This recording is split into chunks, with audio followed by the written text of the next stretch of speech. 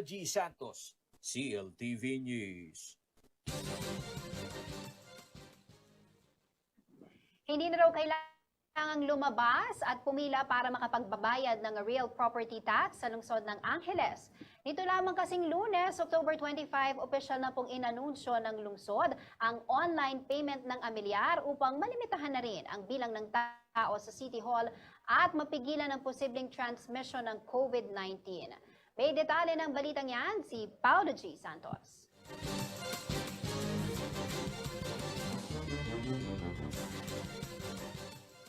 Hindi na kailangang magtungo pa sa City Hall ng Angeles at pumila ang mga kabalin nating taxpayers para sa pagbabayad ng kanilang amilyar. Nitong October 25, formal nang inilunsad sa mga Angelenyo ang online payment ng amilyar. Sa isang simulation video na ipinakita ni IC Calaguas, ang Chief Advisor ni Mayor Carmelo Pogi Lasatin at ilang technical personnel ng third-party provider ng City Treasurer's Office ang paggamit ng online payment method. Ayon kay Calaguas, may technical working group ang City Hall at halos isang taon anya nilang pinag-aralan ito bago ma-roll out sa taxpayer ng lungsod. At sa mga may pangamba sa kanilang privacy, sinabi ni Calaguas na ang security measure ng mga gatekeeper sa server ay limitado lamang sa ilang personnel ng data manager at ng City Assessor's Office. Unang-una yan sa kinonsider natin, Pao, yung Data Privacy Act. Tayo sinusunod natin yan. On the dot, sinusunod natin yan. Lahat ng provision doon, isinesaalang-alang natin. Ngayon, secondly, yung ating server dito, Pao, ang server natin actually, dalawa lang tao ang nakaka-access. Yung ating data manager at yung ating city assessor. Ang step-by-step na pagbabayad ng online ay naisapubliko na sa kanilang official Facebook page na gaya ng karaniwang online transactions, ang mga taxpayer ay kailangang mag-sign up.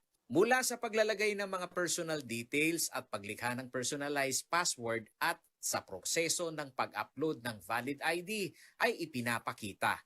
At ang mode of payment maaaring e-money transactions gaya ng GCash. Binabanggit ni Calaguas sa news team na base sa assessment nila taon-taon, hindi bababa sa 300 milyong piso ang koleksyon sa real property tax ng city government ng Angeles City. Ang pwede kong sabihin sa'yo, yung taxes na nakokolekta ng city from the real property tax. So more or less, nasa 300 million yan kada taon. Kahit paanya hindi pa pumasok ang pandemya, isa na ito sa plataforma ni Mayor Pogi Lasatin bilang bahagi ng Ease of Doing Business program. Sinabi ni Calaguas na unang bahagi pa lamang ito ng programa na babawas sa face-to-face transactions dahil inihahanda na rin anya nila na pati ang ilang transaksyon sa City Hall na may pila ay maaaring online na rin ang transaksyon. Mararamdaman mo talaga yung convenience niya. At maraming ordinaryong tao yung ganon, Pao, yung isa lang ang property. Bakit pa ako pipila dito kung isa lang ang property ko at pwede kong bayaran through GCash? Lahat tayo may GCash naman. So yun yung nasa isip ni Mayor Lasatin nung sinasagawa to Yung comfort ba ng taxpayers? Paulo G. Santos, CLTV News. Sa pagbabalik ng CLTV News, Catholic Bishop Conference of the Philippines nakiusap na payagang bumisita sa sementeryo ang mga kaanak ng nasawi sa COVID-19. COVID-19 booster shots para sa mga health workers at senior citizen, aprobado na ng DOH. 100 buntis at cancer patients sa Santa Rita nakatanggap ng ayuda, 16 na active COVID cases binabantayan. Manatiling nakatutok para sa iba pa mga nangungunang balita ngayong araw.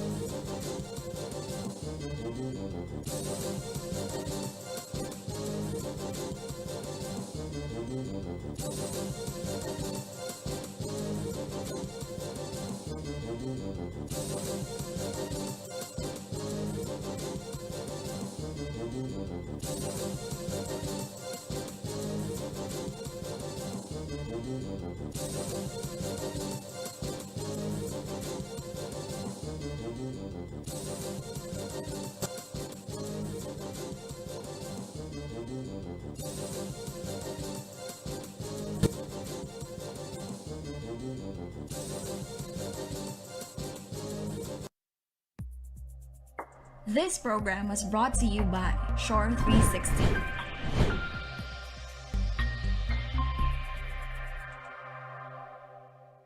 Traffic sa EDSA, pabayaan ko muna umihi. Madalas po nakakaranas ako ng pananakit ng aking bewang. Ang findings po sa akin ay nagkaroon po ako ng kidney stone. Dahil sa kidney care, ang problema ko sa kidney ko solved na. Kayang-kaya ng kidney care. Ang kidney care, hindi gamot, hindi dapat gamitin panggamot sa anumang uri ng sakit.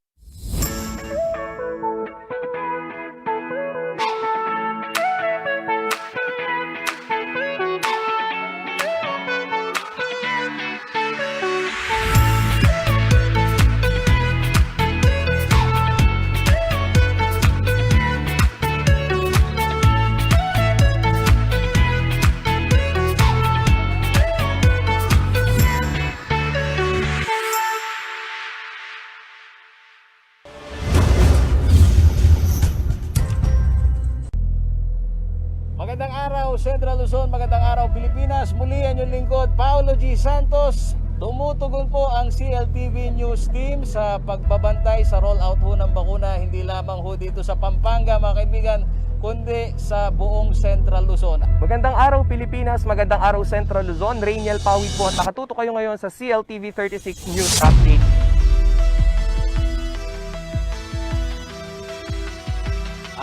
Tayo sumasabak dito sa mga lugar na alam natin malapit yung kamatayan natin o yung isang paa natin nasa hukay. Hindi namin alam kung sino yung kalaban namin, hindi namin nakikita yung virus.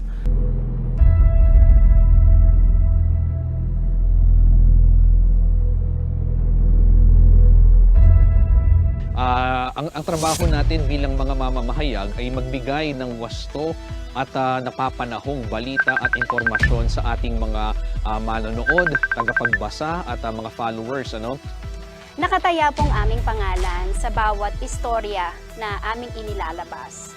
Malaki po ang aming responsibilidad at tungkulin sa inyo, kaya tinitiyak po namin na tama at totoo ang bawat balita na aming ibinabahagi sa inyo.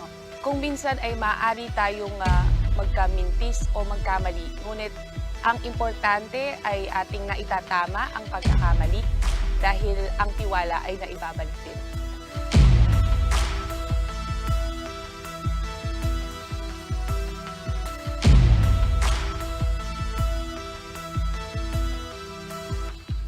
Ako po si Rainiel Pawid. Ako si Paulo G. Santos. Ako po si Jennifer Salenga. Nicolette Henson Hizon. Ako po si Justin Dizon. Piliin! Piliin! Piliin! Piliin! Piliin!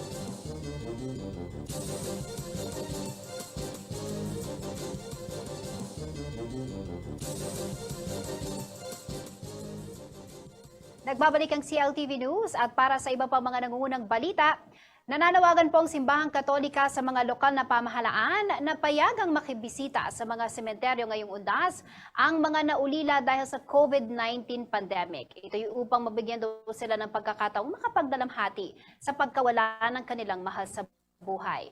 Ang DILG naman nauna nang inanunsyo ang pagsasara ng mga sementeryo simula October 29 hanggang November 2. Narito ang report.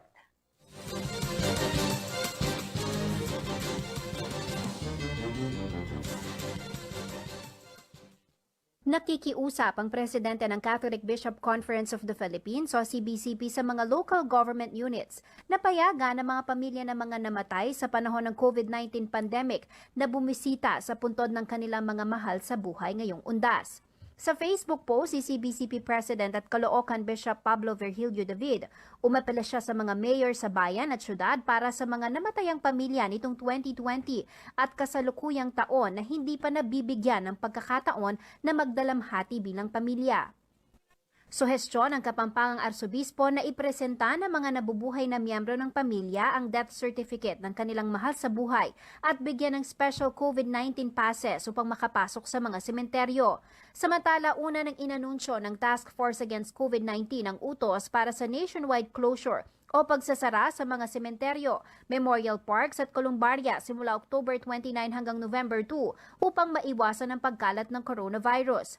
Ayon kay Interior Secretary Eduardo Año, papayagan ng publiko na bumisita sa kanilang mga yumaong mahal sa buhay. Ang papayagan sa mga lugar himlayan, gayunpaman, maaari itong itaas sa 50% capacity sa pahintulot ng mga local government unit. Nitong 2020, ganito rin ang pinatupad ng Interagency Task Force for the Management of Emerging Infectious Diseases. Noong wala pang pandemya, milyong Pilipino ang bumibisita sa mga sementeryo tuwing November 1 at 2 na bahagi na ng tradisyon. Samantala, inanunsyo ng CBCP ang muling pagbubukas sa Undas online website kung saan maaring humiling ng panalangin para sa mga yumaong mahal sa buhay. Dagdag pa ni Monsignor Pedro Quitori, Media Office Director ng CBCP, magkakaroon din ng online masses sa virtual Undas website para sa mga deboto. Jennifer Salenga, CLTV News.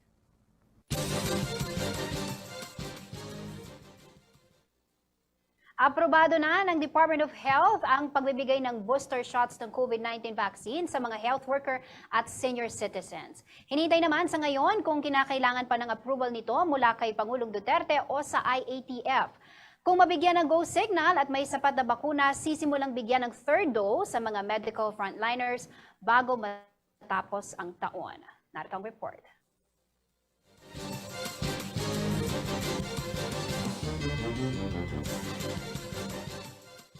Inaprubahan na ni Health Secretary Francisco Duque III ang rekomendasyon ng Health Technology Assessment Council o HTAC na bigyan ng booster shots at additional jobs laban sa COVID-19 na mga nasa priority group. Ito ay kung mayroong sapat na supply ng bakuna at naabot na ang target na mabakunahan. Batay sa sulat nitong October 13 kay Duque, inirekomenda ng konseho na unang bibigyan ng booster shot sa mga healthcare worker at gagawin ito sa huling 2 buwan ng taong ito. Susundan naman sila ng mga seniors at eligible priority group sa susunod na taon. Ang karagdagang pagbabakuna o third dose ay ibibigay simula ngayong taon sa mga immunocompromised individuals, 28 araw matapos makumpleto ang inisyal na serye ng COVID-19 vaccine. Inaprubahan at pinirmahan ni Duque ang rekomendasyon nitong October 21 pero hindi pa malinaw kung kakailangan Kailanganin pa ng approval nito mula kay Pangulong Rodrigo Duterte o ng Interagency Task Force for the Management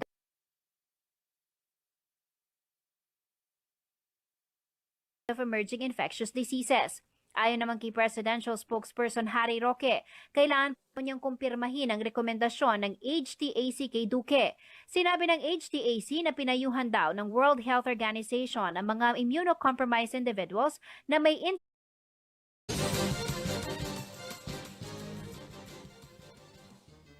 Nakatanggap ng ayuda ang higit 100 buntis at cancer patients sa bayan ng Santa Rita, Pampanga. Bukod sa mga grocery food packs, nakalatag na rin ang medical at financial assistance na ipamamahagi sa mga benepisyaryo. Ang detalye ng balitang yan ihatid ni Reina Opawid.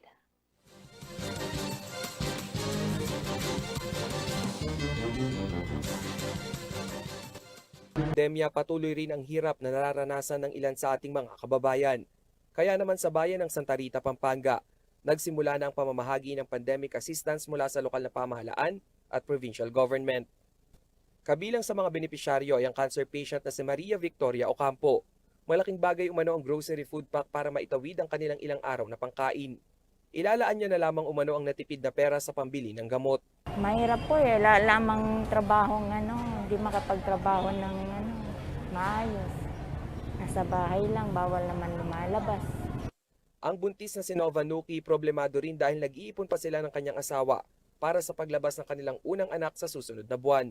Kaya naman ang kita ng kanyang mister sa pagta-tricycle inilalaan nila sa pambili ng mga gamit ng kanilang soon-to-be baby. Sobrang hirap po. Lalo na yung asawa ko nagta-tricycle lang po. Minsan meron, minsan wala. Ayon kay board member Maylin Pineda, kayabyabang naturang ayuda distribution ay tuloy-tuloy hanggat sa matapos ang pandemya. Bukod sa food packs, may medical at financial subsidy rin para sa mga buntis at cancer patients. Pagdating man tayo doon sa Kapitolyo, nakabukas tayo dyan. At doon sa mga LGUs na kapartner natin, di ba, pwede silang lumapit. Yung iba kasi hindi makabili ng vitamins eh. Kung sakaling umaaligid-aligid yung virus, meron silang protection. Ang Pandemic Ayuda Program ay sinimulan sa Pampanga noong panahong nagsimula rin ang COVID-19 pandemic. Ilan sa mga pangunahing benepisyaryo ng programa ay ang mga senior citizen, may sakit at mga nawalan ng trabaho. Samantala, as of October 25, may 16 na aktibong kaso ng COVID-19 sa Santa Rita. 933 ang gumaling na habang 77 naman ang nasawi dahil sa pandemya. Rainiel Pawid, CLTV News.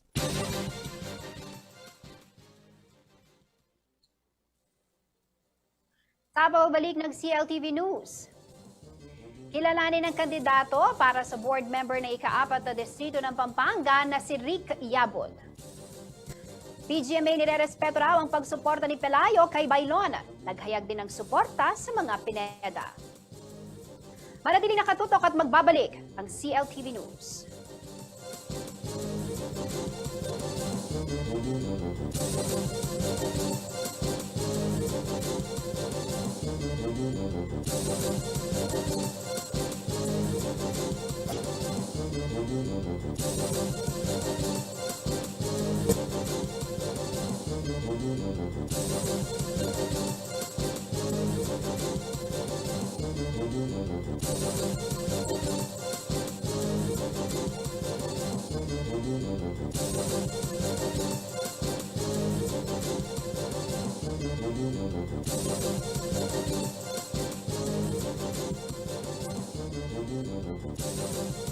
Ako po ang inyong lingkod, si Manong Willie Dar, mula sa Kagawaran ng Agrikultura. Akin po kayong inaanyayahan na tumutok sa Agri-Balita, Central Luzon, dito sa CLTV 36 upang maging updated sa mga balita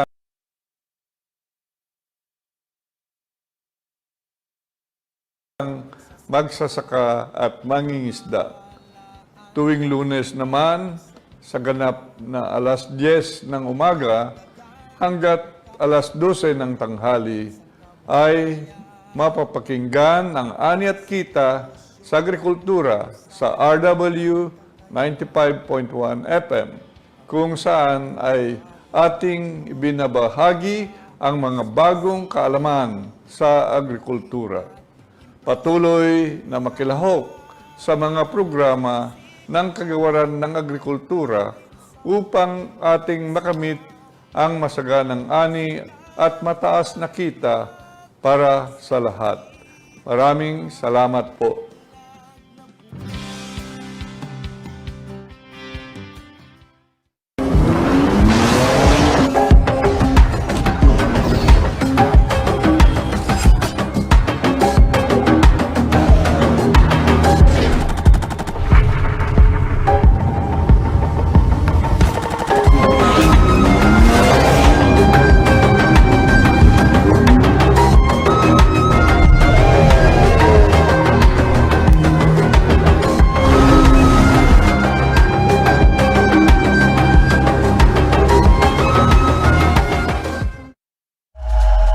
Our superheroes don't wear capes. Some of them wear headsets. Some of them wear scrubs. Some of them wear hoodies. Some work in offices and some at home. Everyone wears a smile. If you are conscientious, focused, and willing to give an opportunity a go, we want you. Join the superheroes of Shore 360. Apply at jobs360.com.ph. Ang wasto at regular na paghuhugas ng kamay ay ang pinakamabisang paraan para makaiwas sa COVID-19. Sundin lamang ang mga simpleng hakbang. Hugasan ang inyong mga kamay gamit ang sabon at tubig. Kuskusin mabuti ang inyong mga kamay. Magsimula sa palad hanggang sa pagitan ng mga daliri at likod ng kamay. Gawin ito sa loob ng 20 segundo.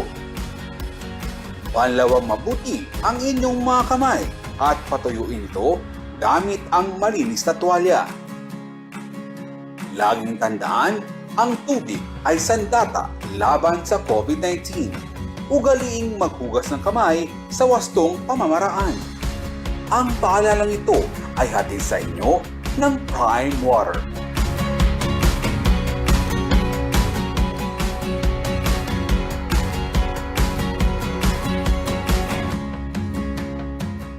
Pinagkakatiwala ang puwersa sa lokal na pagbabalita. Kabalikat sa serbisyo publiko, kakampi ng mamamayan ng Central Luzon. Ito ang CLTV News and Current Affairs.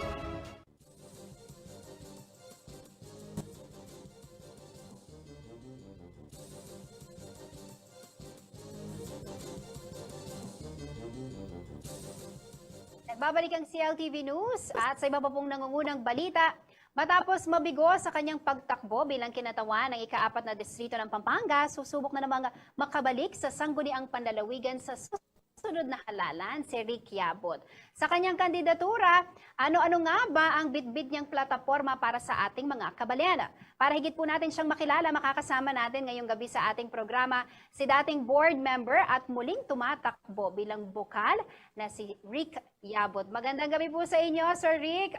Bumati po muna kayo. Ay, magandang gabi sa iyo, Jennifer, sa buong 4 distrito at sa buong Pampanga at sa buong Central Luzon. Magandang gabi po sa inyong lahat. Long time no see, sir, no? At kayo po ay muling nagbabalik sa politika. Kumusta po kayo? Kumusta Okay po naman. ang inyo pong preparation for the next election? Ito, okay naman tayo at still live and kicking at tandang magservisyo sa ating mga kababayan. Alam naman nila tayo, basta yabot, abot. O, di ba? Kaya ready tayo ngayon. So, wala po ng balakid at alam natin for the last 3 election na nakaupo ko, pala consistent po tayong number 1. Pinakamataas ang boto na kukuha natin sa buong Pampanga. So, then sa 4th district po, walang problema. Ang plataforma po natin talaga ngayon, kaya naisipan po umabol dahil sa dami ng problema ng 4th district. Hindi po matapos-tapos. Iba po ang problema ng... sige po, Jennifer. Opo, bago po sana natin pag-usapan yung mga plataforma po ninyo, balikan muna natin, Sir Rick, yung naging experience po ninyo, no, sa politika dito po sa Pampanga. Kailan po kayo nagsimula sa politika? Nagsimula po tayo ng 2007. Diretso po yun, 3 terms tayo. At naniniwala po yung mga kababayan natin, tinutulungan tayo, sinusuportan tayo, kaya nagpapasalamat po ako sa kanila sa mga 4th District. Okay. Ano pong nag-udyok sa inyo, Sir Rick, no, na tumakbo? Bilang congressman muna po nung last election, tumakbo po kayo, di ba? Paano po ninyo pinaghandaan ang mga bondok na alam naman po nating matagal na rin sa posisyon, lalo na po dyan sa 4th District? Nakita ko po ang pagkukulang na nangyayari sa 4th District, kaya naisipan ko po ang kumandidato ng congressman. No? So sa hindi magandang dahilan na hindi tayo pinalad. So okay lang po yun, talagang ganon, may nananalo, may natatalo, at tinatanggap po naman lahat yun. Pero yung tulong po, yung serbisyo ko sa mga tao, kailangan may pagpatuloy ko bilang board member na lang at hindi na kinatawan ng 4th District sa Kongreso. Opo. Bakit nga po ba board member? Dahil po ba, sir, sabi nyo nga po, yung unang pasok nyo sa politika, no, yung first 3-term nyo, no, kayo po ay nagsilbi bilang board member po ng Pampanga. Opo. Hindi po kasi yung mayor po kasi dahil nagkataon ng mga kamag-anak kami doon, hindi po makahabol at mga umahabol, mga kaibigan natin lahat. So hindi ko naisipang umahabol ng mayor. Ang board member na po parang gamay ko na. Kabisado ko na po lahat ng barangay ng 4th District. Ang problema po ng 4th District ay hindi kamukha ng problema ng mga ibang distrito. Napakahirap po. Kaya sabi ko, kailangan ko ipagpatuloy ang serbisyo ko sa ating mga kababayan dito sa 4th District sa dami ng problema. Opo. Sir Rick, medyo matagal na panahon din po tayong napahinga sa politika. But I'm sure yung mga nagawa po ninyo noong mga panahon na aktibo pa po kayo, natatandaan nyo pa, sigurado ako. Banggitin lamang po natin yung mga naging accomplishment po natin noong mga panahon na tayo po ay nagsilbi bilang board member dito po sa lalawigan ng Pampanga. Opo, ang dami po nating nagawa na nung nakaupo tayo. Isa po na sa mga yan ay yung anti-overloading po, no. Kung nakita niyo po yung mga kalsada ngayon from yung MacArthur Highway especially, nasisira po sa dami ng mga truck na dumadaan na overloading. Sobra-sobra po ang bigat ng mga dumadaan, kaya alos yung mga bagong konkreto pong kalsada ay alos umaalon pag dumadaan sila, lalo na po sa ating gabi. Mula 10 o'clock hanggang madaling araw, doon po sila dumadaan dahil walang checkpoint at saka walang mga pulis nag-check sa kanila. So yung pong tayo po nag-initiate ng plastic ban sa buong Pampanga at nasundan po ng iba-ibang bayan. So meron tayong ginawa noon na walang plastikan, no po. At yung pong isa pang natin, yung provincial brass ban nung naupo po tayo ay wala, alos sarado na, 5 o 7 na katao na lang po. So ni-revive natin yon at natuloy na po yun at nadagdagan sila, naging more than 35 bata sila. Ngayon nananalo sila sa mga brass band contest sa buong Central Luzon.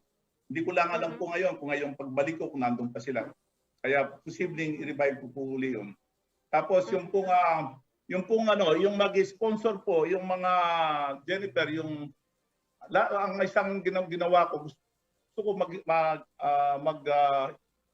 mag-sponsor lahat ng mga bayan malapit sa mga bundok, sa mga highlands, sa mga arayat, sa Porac na gano'n, ng mga ilang hektarya ng lupa, magtanim sila ng mga trees. Then sila pa rin magme-maintain. So kailangan tuloy-tuloy yun kasi pag nagtanim ka lang, then kalimutan mo na namamatay din kinakain ng mga hayop. So marami po. Hindi ko na matandaan yung iba pero sa karamihan, ano pa ba yung mga natin? Pero yung major po yung sa environment at saka yung po ang inano ko yung sa environment sa basura. Pero hindi sasabihin ko sa inyo mamaya mga plataforma natin paano natin ma-improve yung mga tungkol sa environment at sa flood control. Marami po tayong pinagawa nating mga infrastructure sa buong 4th District. Nakatulong po tayo. Marami tayong napagawa. Actually po nung tamang-tama nung nakapag-donate nga po ang buong pamilya namin ng isang senior citizen building sa Candaba na kung saan pwede pong magpahinga, emergency, may mga bedroom, meron pa siyang beds para sa mga nagkasakit, sa mga kwarto, kompleto, fully furnished po siya. At yun po ay gastos ng sarili naming pamilya, bulsa, para po mapagserbihan. Sana magkaroon din ng mga ambong 4th district na gano'n bawat bayan, walang bayan magkaroon ng gano'n na senior citizen building. Ilang po. Sige po, Jennifer. Opo. Nabanggit nyo na rin po no, yung mga efforts na ginagawa ko ninyo kahit hindi na po kayo aktibo no, sa politika. Susugan ko na rin po yung sinabi po ninyo, Sir Rick, no, doon sa mga panahon po na kayo ay namumuhay bilang private citizen. Ano po yung mga pinagkaabalahan po natin, Sir Rick? At ano po naman yung mga na-miss po ninyo no, sa pagiging public servant? Ang tuloy-tuloy pa rin po ang pagserbisyo natin. Alos araw-araw po, maraming pupunta sa building, maraming pupunta sa bahay. Alos nakakawa, minsan nakakayak, lalo na po yung mga may sakit. So tuloy-tuloy po ang serbisyo natin sa loob ng alos 3 years mahigit. No? Kaya yung pinagkakabalan natin, may sarili tayong negosyo. At yun po, para meron tayong pangtulong sa ating kapwa. Talagang kailangan po, minsan isusubo mo na, ibibigay mo pa sa kanila dahil sa kahirapan ng mga tao. At yung kakain ka ng masarap ang tao sa mga kababayan mo, hindi makakain, walang kinakain, hindi natin magagawa yun. So tuloy-tuloy po ang ginagawa natin pagtulong sa loob ng nakaraang ilang taon. Okay. Alamin naman po natin, Sir Rick, I'm sure no, excited po kayong makabalik sa pagsiservisyo bilang board member no, ng Pampanga kung papalarin po dito sa nalalapit na eleksyon. Alamin po natin kung ano po ba yung mga plano po ninyo, ano po ang inyong plataforma no, para po malaman din ang ating mga kabalan. Salamat Jennifer. Sa infrastruktura, ang 4th district po ang palaging baha. Alam natin yan ever since birth. Ganun na po nangyayari sa 4th district. Ang problema po ng 4th district ay malayo-malayo sa problema ng 3rd, o kaya 2nd, o kaya 1st. Ang ang Masantol, Macabebe, Minalin ay palagi pong bayan, siyempre Candaba, pero yung tatlong bayan po na yun, Minalin, Masantol, Macabebe, hanggang ngayon po binaba, kahit summer, binaba sila. Ang plataforma ko po dyan, magtatayo po tayo ng ring dike. Ring dike po kabukan ng ginawa sa Ubando o Nabota, sa Malabon, gumawa sila ng ring dike na nawalan ng baha. Dito po sa atin, ang ring dike po kailangan po natin mula sa bayan ng Minalin, doon po sa Manyango, Castuli, sa Macabebe, going pong Dalayap, papuntang sa Sitio Mindanao hanggang San Esteban ng Macabebe. Pag nagkaroon po tayo ng ring dike doon, totally mawawala na po ang pagbaha. Opo. At ang nangyayari po ngayon, puro dredging. Hukay ng hukay. Temporary lang po yun. After ilang buwan, babalik din yun. Babalik din yung ilog. Imbis lalalim siya. Tapos after 3, 4, 5 years, bababaw na naman, babaan na naman. So kung may ring dike tayo, ginagawa po sa ibang bansa, sa Netherlands, sa Amsterdam, para hindi magkaroon ng baha, talagang inikutan nila ng dike yung buong bayan na yun. So meron po tayong 3 bayan na dapat magkaroon ng ring dike. Actually po, yung JICA o yung Korean company, may study na po sila doon. Kailangan meron lang mag-push para magawa yun. So, yun lang po ang pinaka-posibleng ma-solve ang problema pagbaha sa Masantol. Wala na pong iba. So, yung pong yung sa agrikultura po, alam mo yung minsan pumunta ka sa sa mga Candaba na lang, sa aming bayan namin sa Candaba, yung mga hanggang ngayon namumblema sila sa irrigation. Namumblema po sila kasi po may nanggagaling po sa Bulacan, nanggagaling sa Cabiao, sa Arayat. Nangyayari po, yung mula Arayat pumunta ng Cabiao, ng Candaba, bago makarating sa barangay namin, halimbawa sa Mapaniki, sa Barangka, wala na pong tubig. Wala na, kasi dumaan na sa mga iba-ibang barangay. So, ang gagawin natin, sabi ko, dapat meron yung parang expressway ba, yung pinaka-main canal ng irrigation, meron po sa side na gagawin na ito dire-diretso ng Candaba. Hindi dadaan sa sa iba-ibang bayan. Tapos pagdating sa Candaba, wala ng tubig. So may nasa dito tayong irrigation sa Bulacan. Pero may hinapot. Dapat talaga, full support po tayo. Pangalawa po, ang isang bayan ng Candaba, ang Candaba Limbawa, ilan ba ang bako nila? Ilan po ang dump truck nila? Halos tig-isa-isa lang, buong Candaba. So ang NIA po may support na nagbibigay nun, pero hindi po sapat. Ano po? Yun po ang manon. Sa environment po, meron ba tayong sanitary landfill hanggang ngayon? Parang Ang ano po kasi, ang dam site, illegal po yan. Illegal. Nag-chairman po ako ng environment. Wala po tayong sanitary landfill hanggang ngayon. Tayo lang po dito sa Pampanga, meron po tayong inaasahan sa Kapas. Actually, nung po nakaupo ko, nag-propose na noon na magkaroon ng dam site ng sanitary landfill dito sa Porac. Na pwedeng-pwede naman po. Kailangan po merong mag-push noon. Kundi po, walang mangyayari. Pinakamarami tayong nakakayaman. Yun ang dahilan po ng flooding sa Pampanga. So kailangan magkaroon po, magkakapag-produce pa ng energy na additional power, electricity sa Pampanga. Malaking tipid po. Kamukha nangyari sa Montalban. Nung una ayaw nila yun dahil magreklamo. Pero ngayon pinag-aagawan po ng mga Kapitolyo at saka yung city ng Montalban kung sino magmamanage dahil po kumikita na.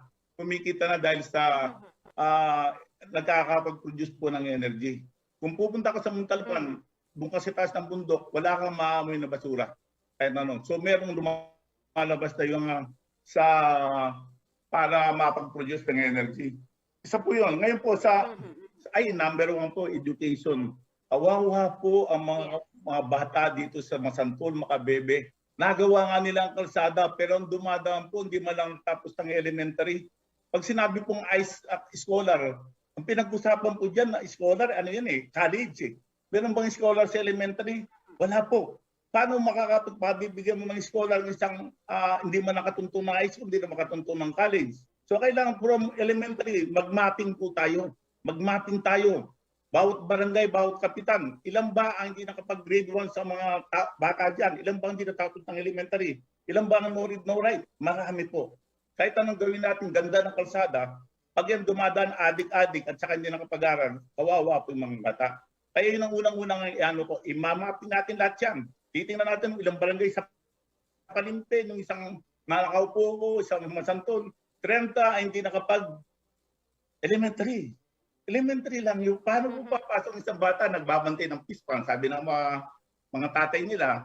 Sabi, ako nga, nandito, bubuhay tayo, kahit hindi ako nakapag-aral nabubuhay tayo. Pero hindi po yun Kailangan yung mga bata makapag-aral, makarunong sumulat magbasta.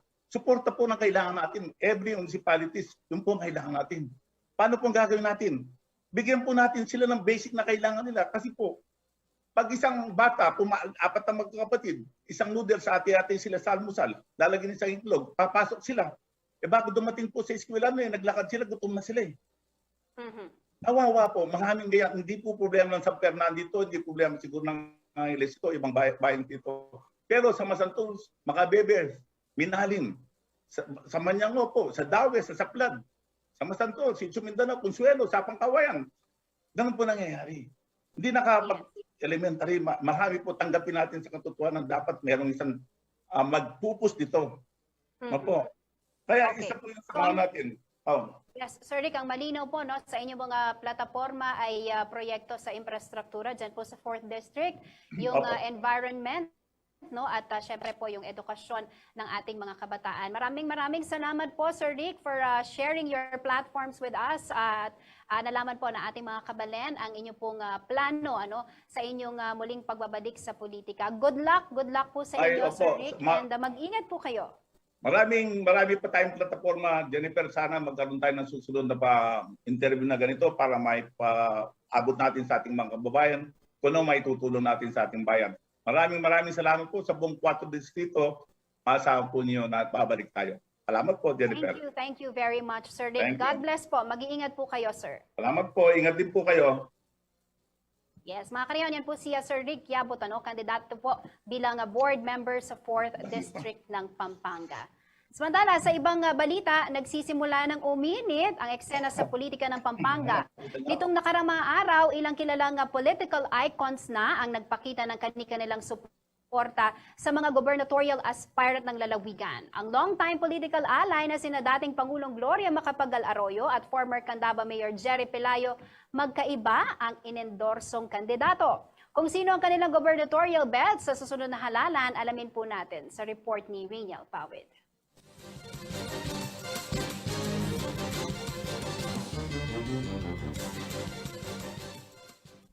Sa kanyang latest Facebook post, makikitang itinaas ni former Candaba Mayor Jerry Pelayo ang kamay ni Pampanga gubernatorial aspirant Danilo Bailon.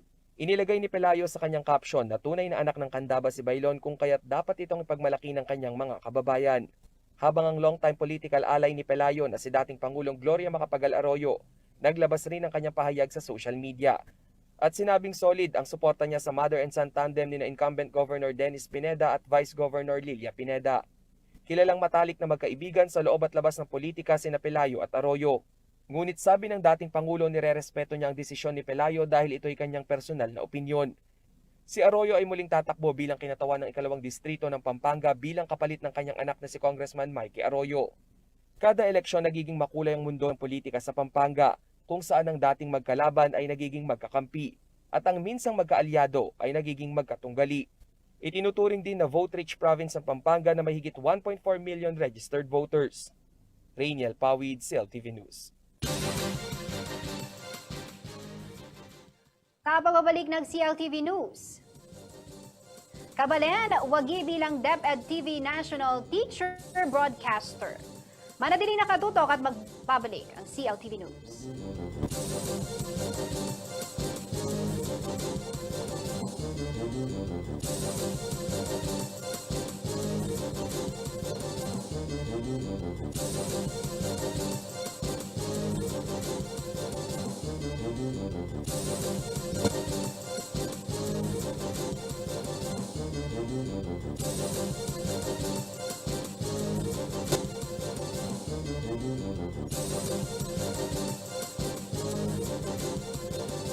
Reliable auto service brought closer to you at the Clark Freeport Zone. Laos Auto Services, your professional multi-brand service center, is right in your midst. It offers general jobs for repair and maintenance, body paint and detailing, collision repair and body works. Laos Auto Services at Clark Freeport is backed up by highly trained technicians, specialists in auto paint, detailing, body works and collision repair. Laos Auto Services, your professional multi-brand service center. Open Monday to Saturday from 8:30 a.m. Located along Manuel A. Rojas Highway, Clark Freeport Zone. For inquiries, contact 045-499-8080 or 0908-819-8080. This program was brought to you by Shore 360.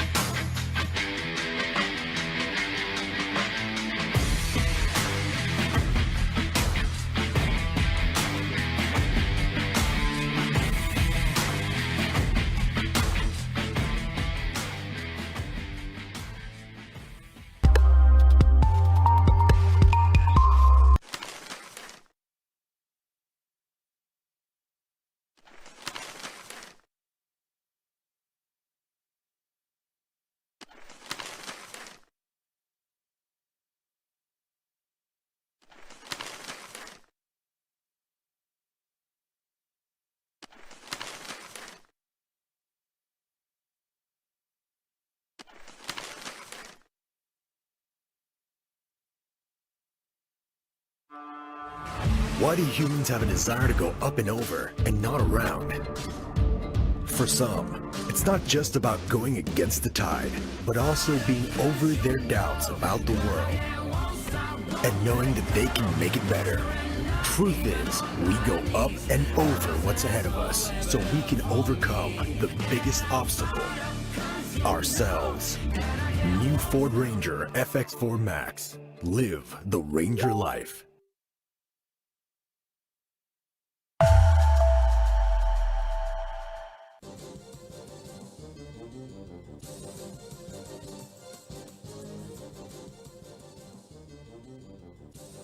Babalik ang CLTV News at sa iba pa mga nangungunang balita, wagi pong isang gurong Kapampangan sa katatapos lamang na DepEd TV Awards. Kinilalang teacher broadcaster mula sa bayan ng Porac dahil sa natatangi nitong papel sa pagtuturo ng mga mag-aaral sa panahon ng pandemya gamit po ang teknolohiya.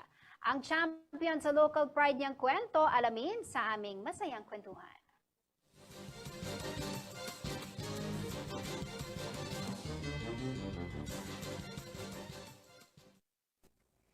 Isang karangalan ang iniuwi ng Kapampangan teacher mula sa Porac, Pampanga sa kauna-unahang DepEd TV Awards, kung saan kinilala mga natatanging pagganap bilang teacher broadcasters at production teams ng mga programa. Pinarangalan ng 44 na taong gulang na si Teacher Marilyn Escoto mula sa Pulong Maslen National High School bilang DepEd TV National Teacher Broadcaster, Jury's Choice Awardee at national winner sa DepEd TV Philippines for Best Children's Program. Kwento ni Escoto, sa 24 na taong pagtuturo niya, ni minsan hindi raw niya naisip na mapapanood siya sa telebisyon. Sa katunayan, nang i-anunsyo ng DepEd Central Office ang audition para sa teacher broadcaster, sa kanyang isip, sinabi niyang hindi siya matatanggap dito. Pero dahil sa udyok na isa pang kaibigang guro, sinubukan raw niya. Mayroon daw nakahandang video si Escoto na para sana sa School Division Office ng Pampanga. At sa libu-libong guro na nag-audition sa bansa, isa siya sa mapalad na napili. Sa unang pagkakataon ko, parang hindi ko pa po sinubukan. Sabi ko baka hindi ako tanggapin dito kasi nga po gaya ng nabanggit ko, hindi po ako ganun nakabihasa o karunong na humarap sa camera.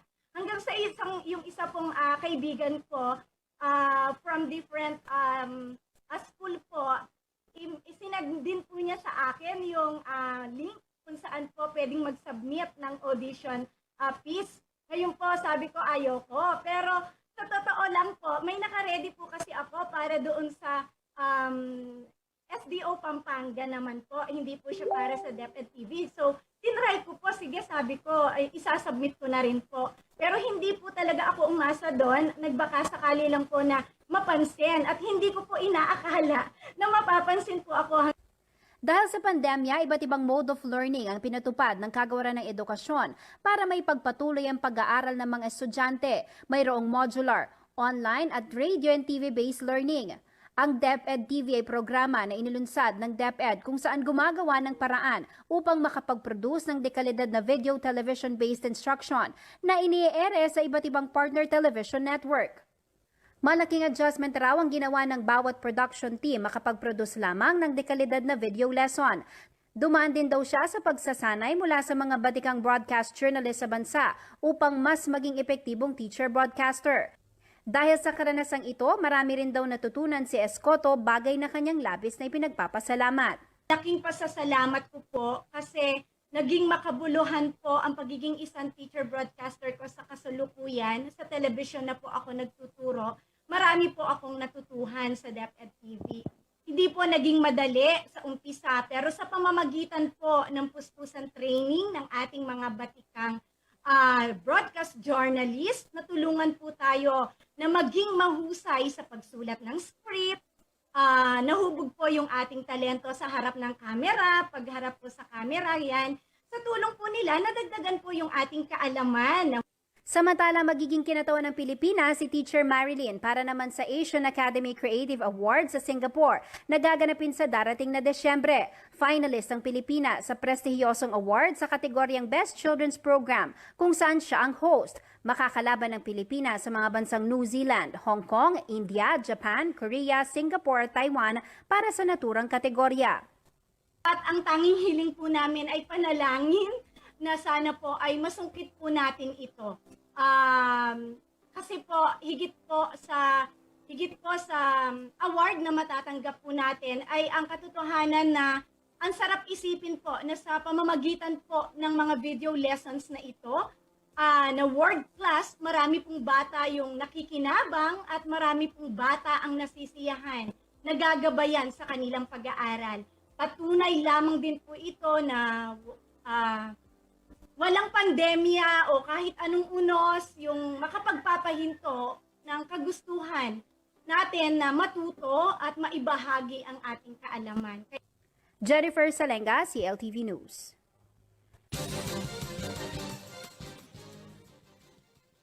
Narito naman ay isang mabali sa sulyap sa mga balita mula sa ibang bahagi ng rehiyon, kasama si Angelica Cara.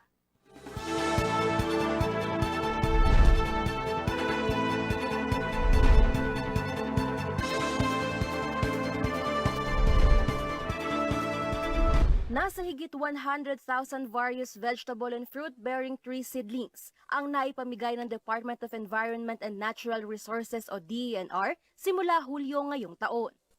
Ayon kay DENR Regional Executive Director Paquito Moreno Jr., ito ay parte ng pandemic response ng gobyerno upang makatulong sa mamamayan ng lokal na pamahalaan at ipakilala ang urban forestry. Nakipagtulungan ng DENR sa Department of Agriculture at Interagency Task Force at nabuksan ng modern mechanized forest nursery sa Tarlac upang makapagtanim ng vegetable seedlings tulad ng string beans, pechay, okra at eggplant. Sa iba pang balita, 113 empleyado ng Clark International Airport Corporation o SIAC ang nakinabang mula sa SIAC Provident Fund Incorporated o CPFI. Ang Provident Fund ay isang savings scheme na kung saan ang ayudang pinansyal na mula sa gobyerno, ahensya at mga member employees ay nagsilbing loan facility at nagkakaloob ng supplementary welfare sa mga personnel. Ang revival ng CPFI ay pinangunahan ni CPFI Chairperson at SIAC Vice President for Operations IC Calaguas kasama si Lilibet Enriquez, SIAC Manager of the Treasury Department, na tumatayo ring Vice Chairperson at concurrent CPFI President. 20 earnings and revenues nila ay nakapagbigay umano sila ng loan sa 113 personnel na nagkakahalaga ng 13,000 pesos hanggang 200,000 pesos. Kasama na rin dito ang tulong na iniabot ng CPFI upang mabayaran ng kanilang mga personnel ang kanilang mga health maintenance at life insurance fees. Sa iba pang balita, nagkampiyon ng Capas National High School sa ginanap na Virtual Regional Sports Skills Demonstration Contest ng DepEd. Layo nito na bigyang oportunidad ang mga student athletes na ipakita ang kanilang galing kahit pa ngayong panahon ng pandemya. Ayon kay CNHS Principal Yolanda Gonzalez, susi daw sa kanilang pagkapanalo ang teamwork ng kanilang mga mag-aaral at mga guro. Ang Bonifacio V. Romero High School mula sa Angeles City ang nakasungkit ng first runner-up. Tarlac National High School Main ay naiuwi ang second runner-up at Muñoz National High School Annex ang itinanghal na third runner-up. Irerepresenta naman ng CNHS ang Central Luzon sa National Sports Skills Demonstration Contest ngayong Nobyembre. Angelica Cara, CLTV News. Alamin naman po natin ang magiging lagay ng panahon bukas mula kay Ginoong Manny Esguerra, ang Chief Weather Forecaster ng Pag-asa Clark.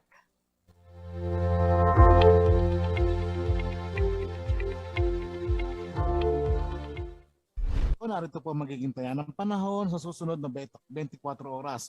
Formal na nga pong inanunsyo ng Pag-asa na tayo po ay nasa amihan season na. Simula po ito kahapon, ngunit sa ngayon po ay hindi pa po natin ito gaano mararamdaman dito sa Central Luzon, pero ito po ay naramdam na sa buong Northern Luzon. At dalawang bagyo po uli yung ating binabantayan, pero nasa labas po sila ng PAR. Ito pong isa ay nasa may West Philippine Sea, labas po ito ng PAR, at ito naman po isa ay nasa may eastern section ng Northern Luzon. So hindi naman po siguro ito inaasahan papasok pa ng PAR, pero ito po ay isa ng tropical storm. Si Tropical Storm Malu. Nasa labas po ng PAR yan, malakas na rin po, 75 km per hour malapit sa gitna, at pagbugso na umaabot ng 90 km per hour. Ito po ay kumikilos ng pahilaga. Samantala, ang Cagayan Valley po, Cordillera Administrative Region, Aurora, Quezon, Camarines Provinces at Catanduanes ay magiging maulap ang papawiri na may inaasahan po ng mga pagulan. Ito po ay dulot ng hanging amihan. Ang Ilocos Region, kasama na po dyan ang buong rehiyon ng Ilocos,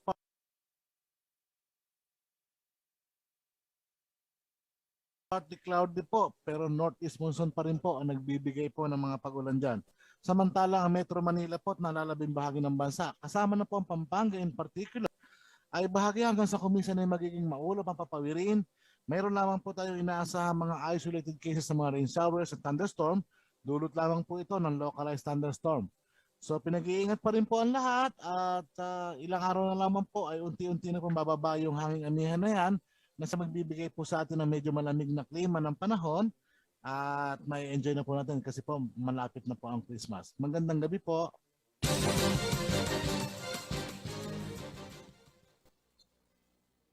At yan ang balitang nakalap ng CLTV News. Para sa karagdagang detalye, maaari po ninyong i-follow ang aming social media pages.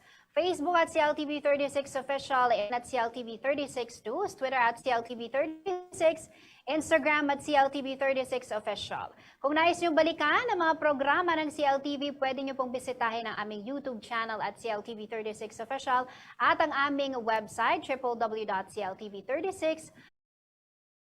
Salenga, maraming salamat.